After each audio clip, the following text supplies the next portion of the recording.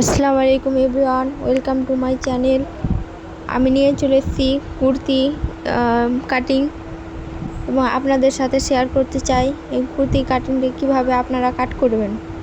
তার জন্য আমি 2 মিটার কাপড় নিয়েছি, আর এই 2 মিটারের ঝুলটা নিয়ে নিলাম আমি 42 ইঞ্চি এবং 1 ইঞ্চি নিয়ে নিলাম আমি মোড়ার জন্য। এবার স্কেল দিয়ে খুব সুন্দর করে এটা দাগ দিয়ে দিব, আর 1 ইঞ্চিটা আমি দাগ দিয়ে দেবো মোড়ার জন্য। এবার কাঁচি দিয়ে কাট করে নিব।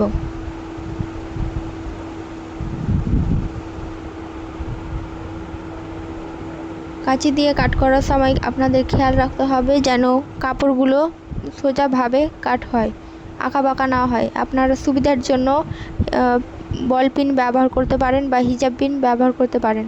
এবার আমরা কাঁধ নিয়ে নেব 8.5 প্লাস হাফ ইঞ্চি, যোগ করলে 9 দাগ দিয়ে দেবো। তারপর আমরা মোহরা নিয়ে নেব 8.5 ইঞ্চি।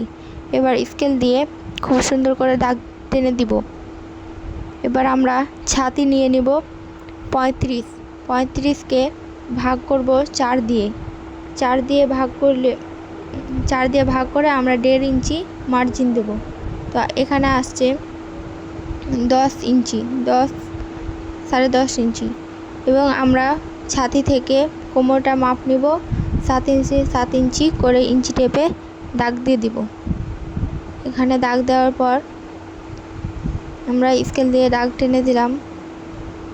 এবার আমরা কোমরটা নিব, ছাতি যতটা নিয়েছি তার থেকে হাফ ইঞ্চি কম নিব। আমরা কোমর যত হবে কোমরকে 4 দিয়ে 1 ইঞ্চি যোগ, আর হিপটা নিব আমরা হিপকে 4 দিয়ে ভাগ করে 1 ইঞ্চি যোগ করতে হবে।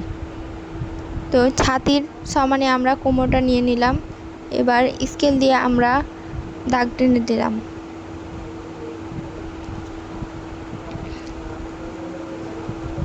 আর বাকি যেটি কাপড় রইল সেটি আমাদের ঘেরার জন্য রয়ে গেল। এবার আমরা হাতে 1 ইঞ্চি শেপ দিয়ে দিলাম স্কেল দিয়ে। এবার আপনারা চাইলে গলাটা আলাদাভাবেও দিতে পারেন। গলাটা শেপ গোল বা চারকোনা যে রকমের আপনাদের পছন্দ ওই রকম শেপ দিয়ে দিবেন। এবং হিপের ওইখানে কাঁচি দিয়ে পুট কেটে নিলাম।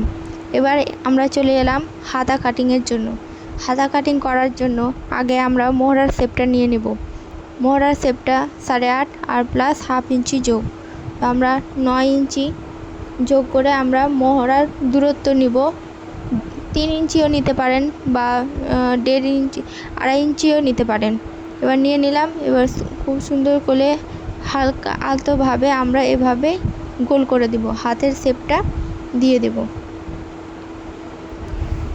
হাতের লম্বা নিয়েছি আমরা যেহেতু ফুল হাতা তৈরি করব তার জন্য আমরা লম্বা নিয়েছি 20 ইঞ্চি এবং 1 ইঞ্চি বেশি মোড়ার জন্য 21 ইঞ্চি। এবার আমরা মোহরিটা নিয়ে নেব 11 ইঞ্চি। 11 ইঞ্চিকে 2 দিয়ে ভাগ করলে 5.5 এবং 1 ইঞ্চি বেশি মানে 6 ইঞ্চি। এবার আমরা স্কেল দিয়ে দাগ টেনে দেব। ঠিক আছে, এরপরে আপনার